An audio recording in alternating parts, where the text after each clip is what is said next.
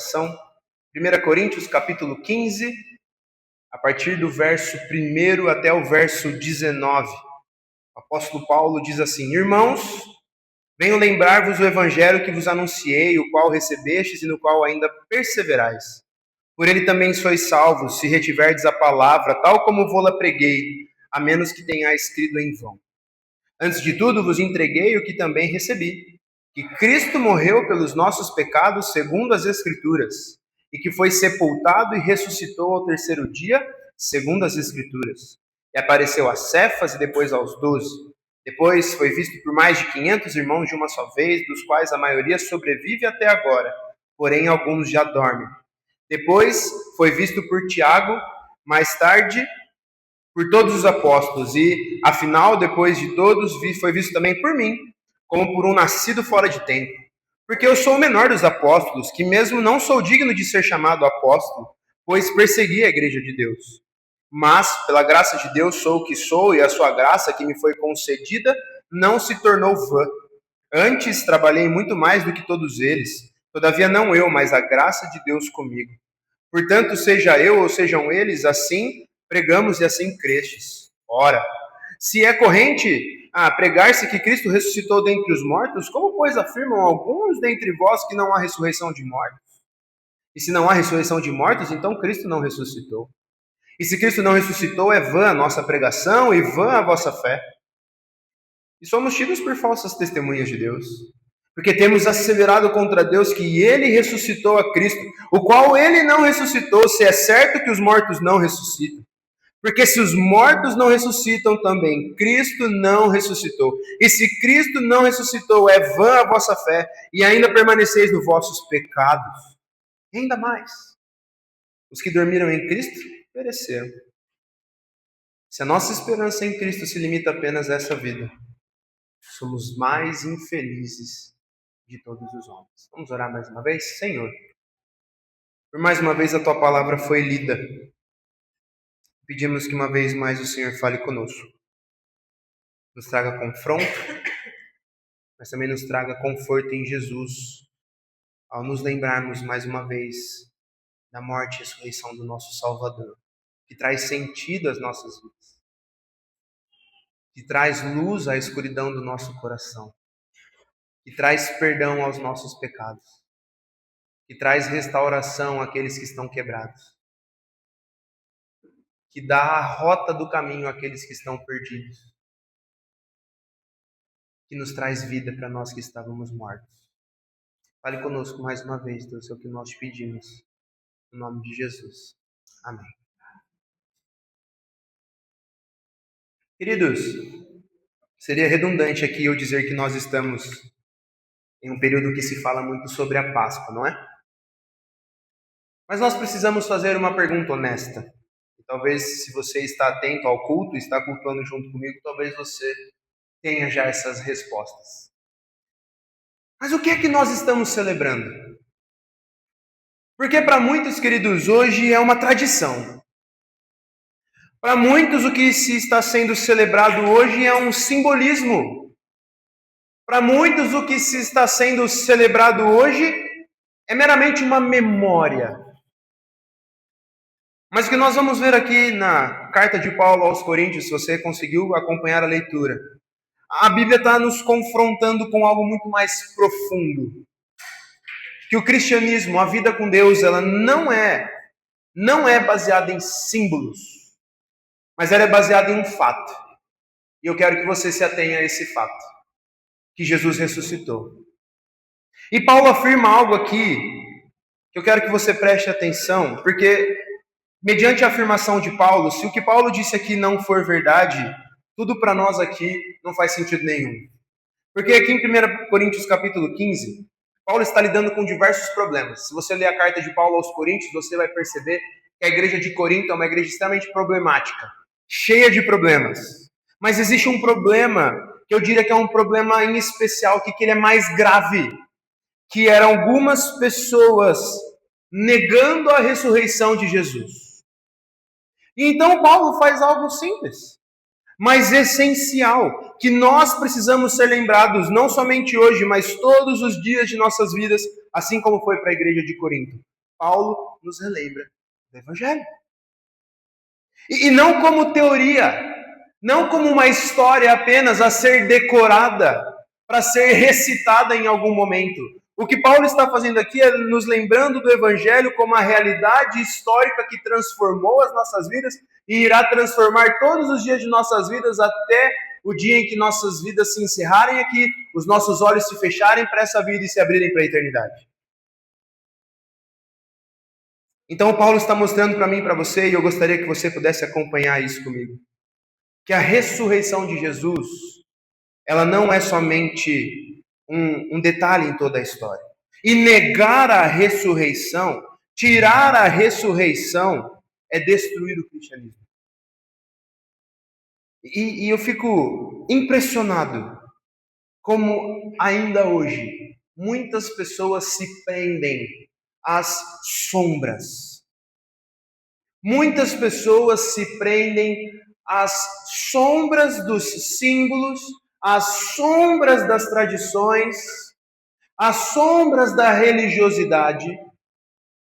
E quando eu digo sombra é porque Cristo está ali e a sombra de Cristo é tudo aquilo que estava apontando para Ele.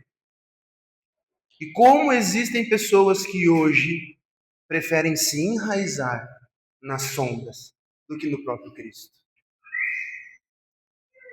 Porque, queridos, o meu desejo para você, enquanto Deus me der fôlego de vida, o meu desejo é sempre lembrar e pregar que nós não vivemos de sombras.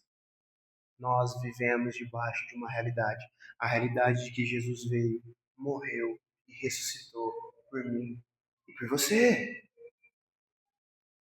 E sendo assim, eu quero ver algumas realidades com você nesse texto do capítulo 15.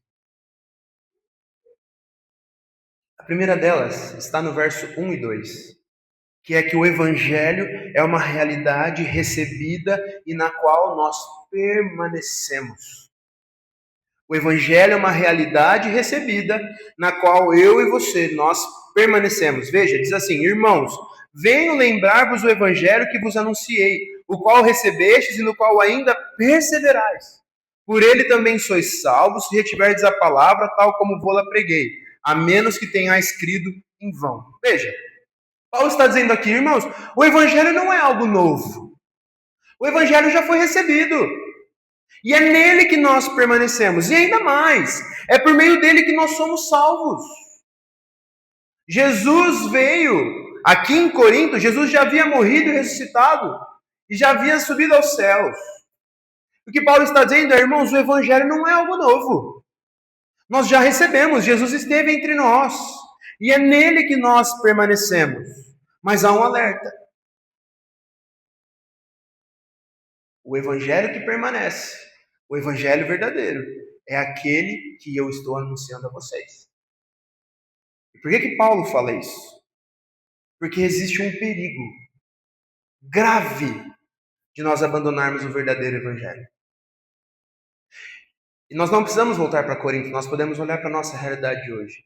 Como as pessoas estão, muitas vezes, mais interessadas em distorcer o Evangelho do que pregar e viver o verdadeiro Evangelho. Porque hoje em dia o Evangelho tem sido distorcido em seu conteúdo, e alguns negam a ressurreição de Jesus, tantos outros negam a vinda de Jesus, tantos outros tiram o pecado da equação. Quantas igrejas hoje em dia falam de tantas coisas, mas não falam sobre o pecado? Quantas igrejas por aí falam de tantas coisas, mas não falam sobre a cruz e a centralidade de Jesus? Certa vez ouvi uma frase que dizia mais ou menos assim: pastor, não há por que pregar sobre Jesus todos os domingos. Existem outras coisas para serem faladas à igreja. Eu me assustei. Porque tudo bem, existem várias coisas a serem faladas para a igreja, mas todas elas devem ser apontadas para Cristo e devem ser a partir de Cristo. Hoje em dia o evangelho tem sido distorcido por mensagens de bem-estar, por mensagens coaches, por mensagens onde é pregado o esforço humano, que se você não fizer, você não vai ter, que se você não der, você não vai receber, que se você não se empenhar, as coisas não vão acontecer. O evangelho é distorcido. Mas Paulo também diz que o evangelho é distorcido quando ele não é perseverado. Quando nós não permanecemos naquilo que dizemos crer. Por isso, queridos, Paulo está dizendo, em outras palavras, que é possível crer em Jesus. É possível crer que ele ressuscitou. Mas é possível que a nossa crença seja vazia e seja enraizada em uma história e não no verdadeiro evangelho.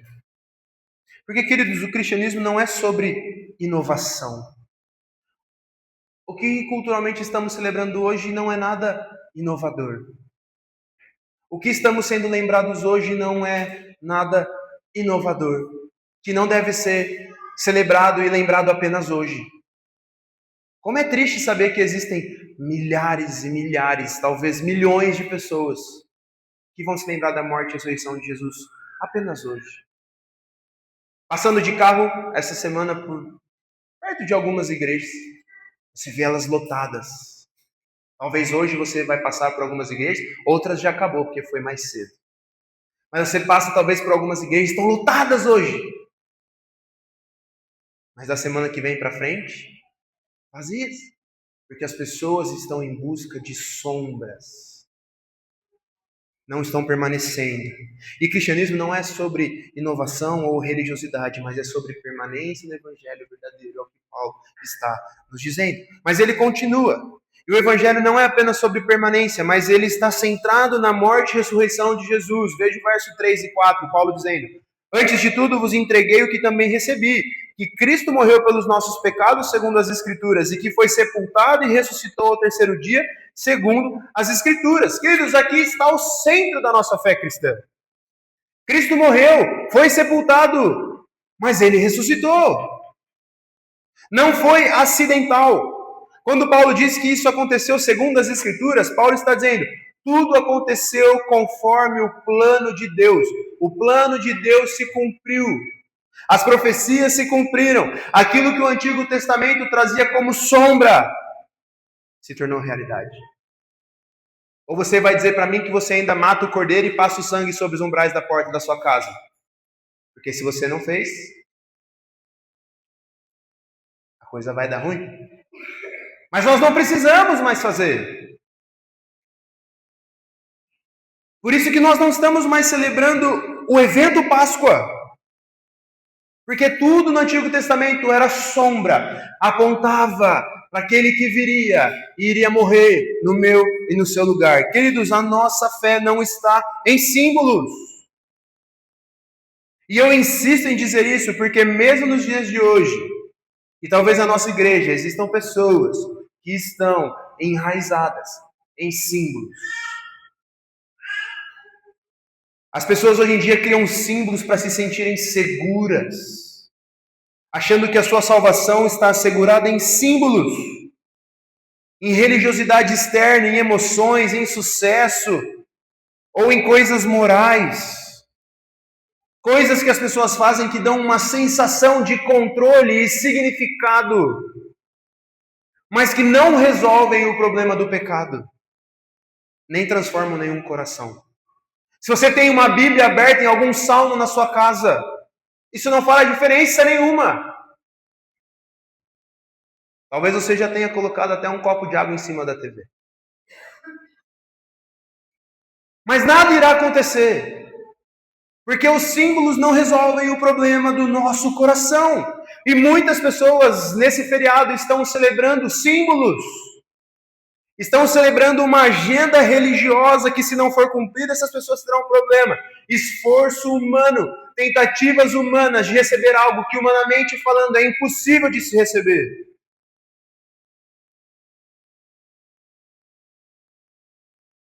Porque o grande problema não está nas coisas que estão sendo feitas nesse feriado. Não há problema se uma igreja resolveu fazer uma encenação da morte e ressurreição de Jesus. Não há problema nenhum. Não há problema em fazer um cafezão da manhã, um junto a café da manhã, e nós temos um tempo de comunhão gostoso aqui nessa data, onde culturalmente nós nos lembramos da Páscoa. Não há problema nenhum. O problema está quando nós colocamos a nossa confiança nessas coisas, ao invés de confiarmos em Jesus. O problema está quando nós confiamos nas sombras e não confiamos em Jesus. O problema está quando nós colocamos coisas, objetos, sentimentos, substitutos visíveis ou invisíveis, que nos dão a impressão de que nós estamos bem, que nós estamos assegurados, sem exigir de nós um arrependimento verdadeiro e uma comunhão real com o Senhor. Porque, queridos, somente o Evangelho nos leva da aparência, nos tira das sombras para a realidade da vida em Cristo. Do verso 5 ao 8, Paulo nos diz ainda que a ressurreição é um fato histórico. Ao dizer, e apareceu a Cefas e depois aos 12. Depois foi visto por mais de 500 irmãos de uma só vez, dos quais a maioria sobrevive até agora. Porém, alguns já dormem. Depois foi visto por Tiago, mais tarde por todos os apóstolos, e afinal, depois de todos, foi visto também por mim, como por nascido fora de tempo. Veja, Paulo não está apresentando uma ideia religiosa aqui. Ele está apresentando agora testemunhas, pessoas que viram o Cristo ressurreto. E perceba o cuidado do texto, o cuidado de Paulo aqui ao trazer. Ele apareceu a Cefas, uma testemunha conhecida, um líder da igreja. Ele apareceu aos 12, nem precisamos falar dos 12. Ele apareceu a mais de 500 irmãos, uma multidão e não um caso isolado. E a maioria ainda vive. Ou seja, se você que nega a ressurreição, você pode ir lá questionar esses irmãos, porque eles podem ser consultados, porque viram Cristo ressurreto. Ele apareceu a Tiago, alguém que, se você se lembra, nos evangelhos era alguém que não cria. Ele apareceu a todos os apóstolos, um testemunho coletivo. E por último a mim, Paulo.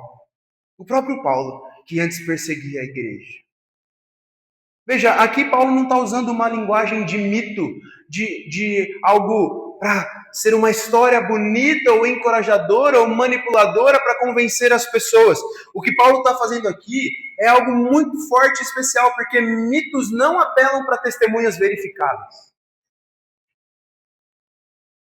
Paulo está dizendo, em outras palavras, vocês podem conferir.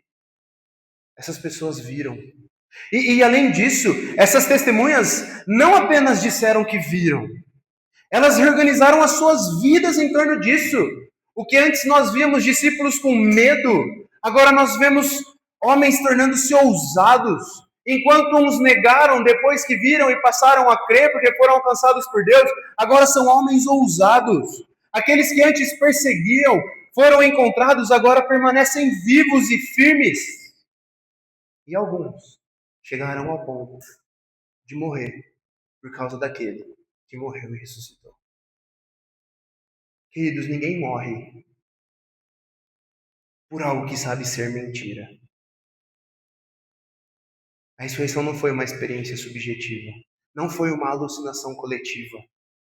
Não foi uma construção teológica tardia.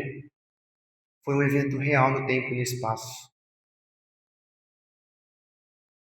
Isso muda tudo para a gente. E nos traz duas coisas. Primeiro, a segurança de saber que nós não cremos em algo incerto, mas nós cremos em um Cristo que de fato veio e venceu a morte. E ao mesmo tempo não nos traz apenas segurança, mas nos traz também responsabilidade. Porque se a ressurreição é real e você crê nisso, meu irmão, Cristo está vivo. Cristo reina. E a nossa vida precisa responder a essa realidade. Não é apenas algo para se acreditar, é algo para se viver. Porque a ressurreição não deve ser uma ideia inspiradora para você, não é esse o objetivo de Deus. Não é ser uma frase de efeito bonita e legal para você colocar atrás do seu carro. Mas é um fato que confronta e conforta os nossos corações, porque Cristo vive e isso muda tudo. E dos versos 9 a 11, Paulo diz o que é que implica então a morte e a ressurreição de Jesus. Ao nos mostrar que a graça transforma o pecador. Dos versos 9 a 11. Onde ele diz, porque eu sou o menor dos apóstolos, que mesmo não sou digno de ser chamado apóstolo, pois persegui a igreja de Deus, mas pela graça de Deus sou o que sou, e a sua graça que me foi concedida não se tornou vã. Antes trabalhei muito mais do que todos eles, todavia não eu, mas a graça de Deus comigo. Portanto, seja eu ou sejam eles, assim pregamos e assim crestes. Veja, Paulo olha para trás e o que ele vê não é bonito. Paulo olha para si mesmo e se lembra, eu persegui a igreja de Deus, eu não sou digno. Ele não suaviza o seu passado, ele não passa pano para o seu pecado, ele não reescreve a sua história, mas ele reconhece com clareza, eu era inimigo de Deus. E aí vem o contraste que muda tudo, porque ele diz, pela graça de Deus, hoje eu sou o que sou. E essa palavra graça no texto original, ela não é somente o favor imerecido, tem esse peso também, mas é essa bondade para aqueles que não merecem, mas muito mais a iniciativa da graça, ela é tomada pela parte do próprio Deus. Não é algo nosso, não é desejo seu. Paulo não mudou porque ele decidiu mudar. Paulo não melhorou porque ele sentiu no coração o desejo de mudar os seus hábitos e a sua rotina. Paulo foi alcançado.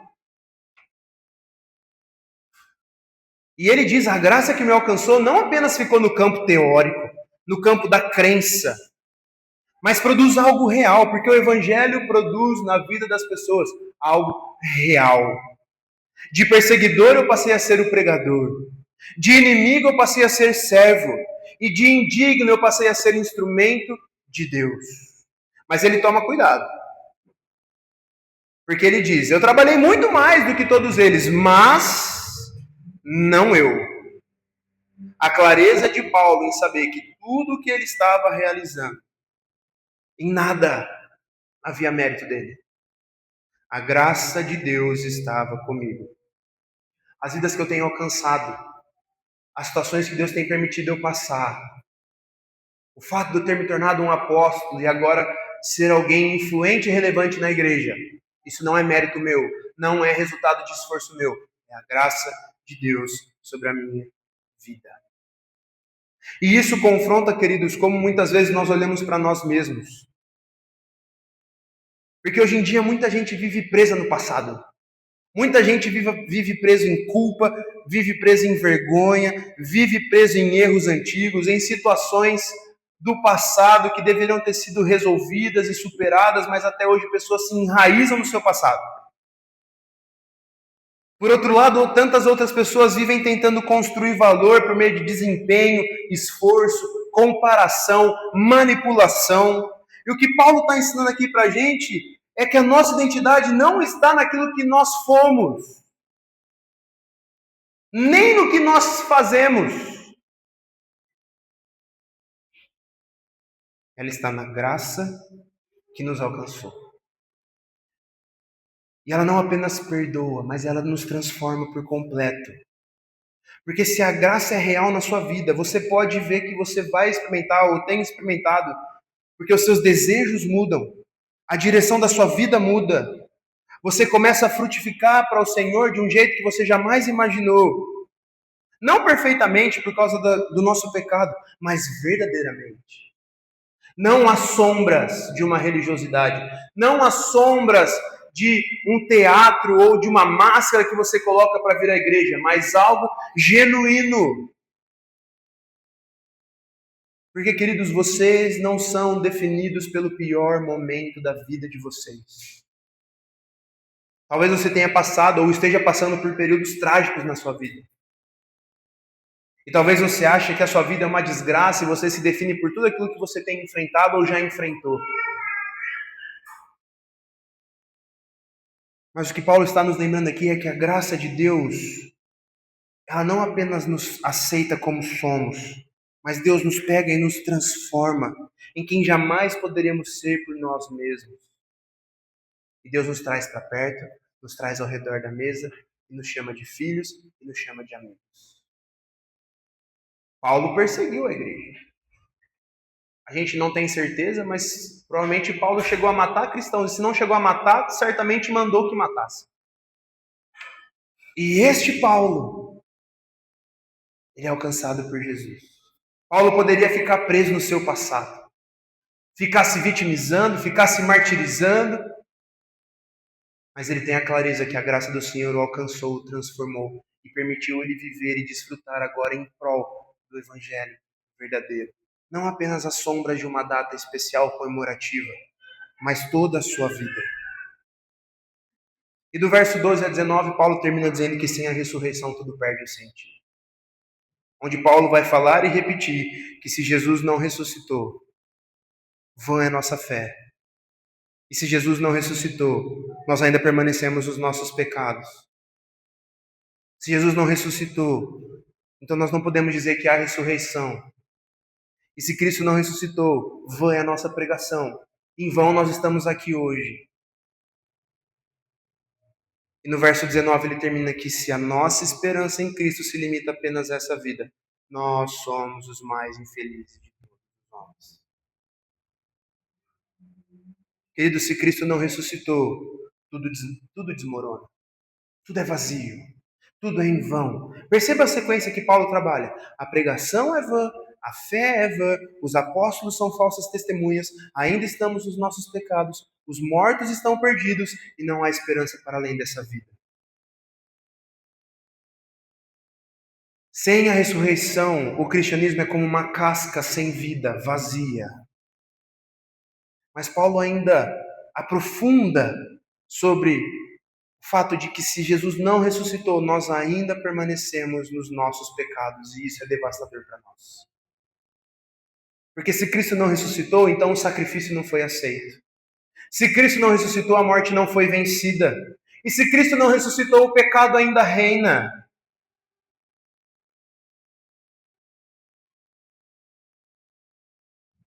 Queridos, a cruz sem a ressurreição seria apenas a morte de um homem. A cruz sem a ressurreição seria apenas mais uma morte. Mas a ressurreição é o selo de Deus dizendo: o pagamento foi aceito, a dívida foi paga. Não há mais por que celebrar a Páscoa. As profecias se cumpriram. O nosso pecado foi pago. Está consumado.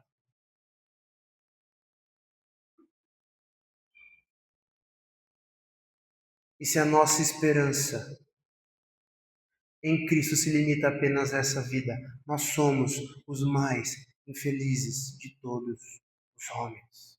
E por quê? Porque nós estaremos vivendo uma vida baseada em algo que não é real. Porque a cruz por si só não é o fim da história. Porque se Jesus apenas morreu, ele seria um mártir. Ele seria um líder religioso.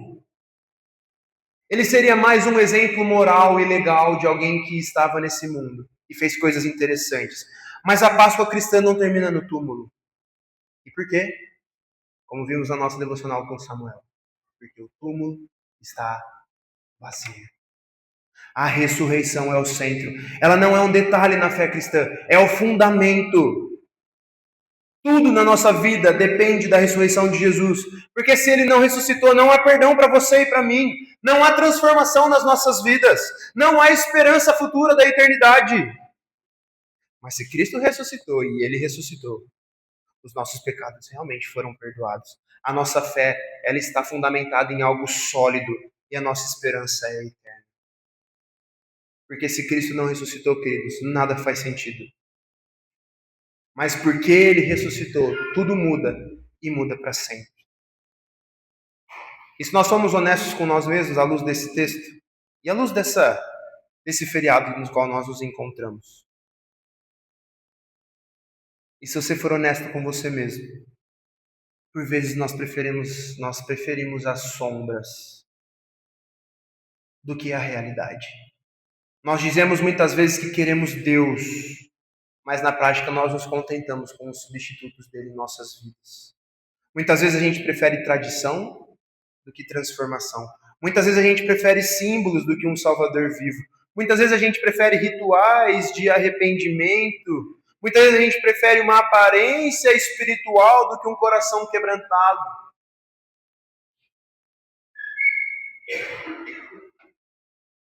Essas nossas preferências, queridos, revelam nada mais, nada menos do que a corrupção do nosso coração, a condição do nosso coração. Porque muitas vezes você quer e eu quero algo visível, controlável, algo confortável, que nos permita sentir que estamos bem e seguros em nós mesmos ou naquilo que nós podemos ter ou fazer, sem precisar morrer para nós mesmos. Por isso, muitas vezes a gente se apega às sombras dessa vida, experiências emocionais, costumes herdados que são passados de geração em geração, ou até mesmo uma Páscoa sem a presença de Cristo. Veja, nada contra os costumes herdados. Talvez a sua família tenha lá um costume de que na Páscoa você, no almoço, vai comer lá o bacalhau. E tá tudo bem. Nada contra o bacalhau. Eu não gosto, mas tudo bem, se você gosta. Os costumes herdados, que são passados de geração em geração, nada contra. Eu até incentivaria você a ter costumes com a sua família. Mas veja, nada disso traz transformação real. Nem uma vida religiosa, nem experiências emocionais, os costumes e as tradições familiares, todas elas, em si mesmas, não passam de uma Páscoa sem a presença de Cristo. Porque todos os costumes, as tradições, aquilo que você faz, pensa e experimenta, elas têm algo em comum. Elas não exigem transformação. Elas exigem um esforço seu, de um preparo e só. São coisas que têm aparência de sabedoria. Tem coisas que têm uma aparência muito bela e legal, às vezes familiarmente super legal. Mas contra o pecado não tem valor. E aqui que está o ponto que talvez seja mais pesado para a gente. Porque a gente não consegue sair disso sozinho. Porque não é apenas uma escolha errada o pecado. É a condição do nosso coração onde nós somos inclinados ao mal, inclinados para o pecado. Por isso que nós não apenas às vezes gostamos de sombras. A nossa carne ama as sombras.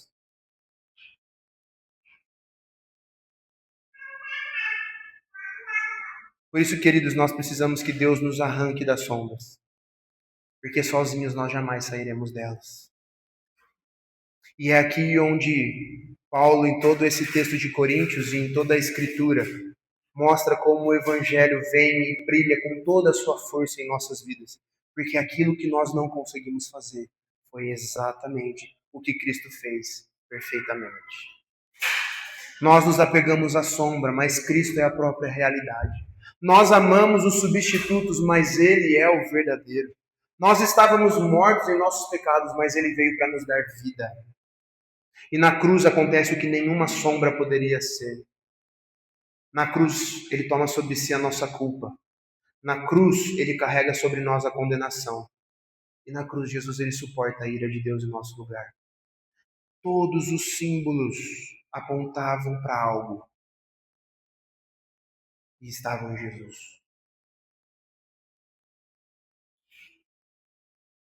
Diante disso, Ele nos tira das sombras, transforma os nossos corações, abre os nossos olhos e nos dá vida. E nós, nele, fomos trazidos da morte para a vida. Sendo assim, algumas aplicações para mim e para você poder refletir e praticar no seu domingo, na sua vida, na sua semana, no almoço em família. Primeiro, abandone as sombras. Hoje é dia de abandonar as sombras. Hoje é uma oportunidade que você tem de abandonar as sombras e abraçar a realidade. Porque a Páscoa na Bíblia, queridos, ela mostra que Deus nunca quis apenas rituais, mas Deus instituiu esses rituais no Antigo Testamento como sombras que pudessem então apontar para a verdadeira realidade que um dia haveria de vir, que era Jesus Cristo. E este morto e ressurreto. Por isso abandone as sombras. Abandone. Não viva de tradições. Não viva de símbolos ou religiosidades. Como se isso resolvesse a sua vida diante de Deus. Não vai resolver. Eu já adianto para você. Não vai resolver. Porque a cruz e a ressurreição, queridos, revelam que o problema não é a falta de tradição ou a falta de simbolismo. A cruz e a ressurreição revelam que o problema é o pecado e só Cristo pode resolvê-lo. Por isso, abandone tudo aquilo que parece espiritual, mas não te leva a um relacionamento real com Cristo. Avalie sua vida espiritual. Você está vivendo de hábitos ou de relacionamento com Deus? Você tem separado o tempo diário para buscar ao Senhor? Ou tem apenas cumprido uma agenda religiosa? Por que é que você veio à igreja hoje? Veio porque é domingo de Páscoa? E agora você vai ficar 2, 3, 5 meses sem vir à igreja? Cuidado, cuidado com as sombras. Não participe do culto como rotina, mas como a expectativa real de se encontrar com Cristo, que nós estamos tendo aqui e vivemos todos os domingos. São pequeníssimos reflexos daquilo que um dia teremos na eternidade. Por isso que hoje é mais um domingo, mas menos um domingo também. Porque é um domingo a menos que falta para nós chegarmos à eternidade. Mas ao mesmo tempo é mais um domingo que nós podemos estar aqui juntos. Por isso, queira voltar domingo que vem, como igreja. Não deixe para o ano que vem, para a Páscoa do ano que vem. Não viva com as sombras. Segundo, confie na obra de Cristo. Porque na cruz ele morreu pelos nossos pecados. E na ressurreição ele declarou que essa obra foi aceita. Deus declarando: eu aceito este sacrifício. A Páscoa não é um convite para você tentar mais, fazer mais, tentar ser uma pessoa melhor, se empenhar em ser uma pessoa boa. Esse não é o convite da Páscoa. O convite é um chamado para descansar naquilo que já foi feito por mim e por você. Então, queridos, preste atenção. Para de confiar em você. Pare de confiar em si mesmo. Descanse na obra consumada de Jesus. Quando você pecar, corra para Cristo. Ao invés de tentar compensar com esforço, corra para Cristo.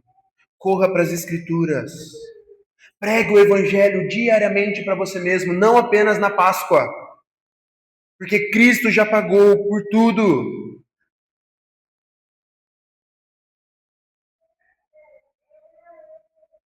E por fim, viva com esperança real diante da morte.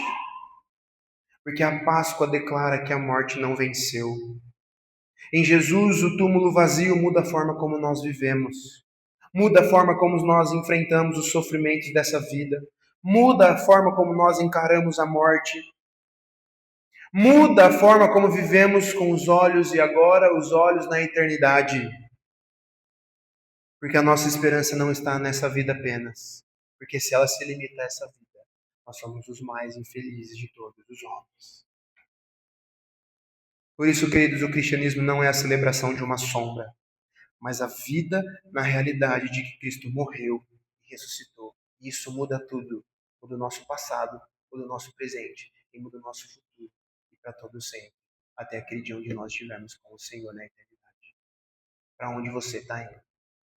Como que você está levando a sua vida? Essa é mais uma oportunidade que você tem. Amém? Vamos nos colocar em pé, queridos? Vamos orar.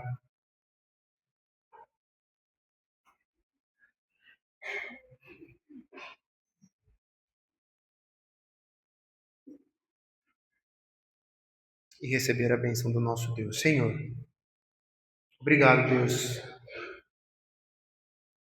pelo nosso irmão apóstolo Paulo, inspirado pelo Senhor, registrou para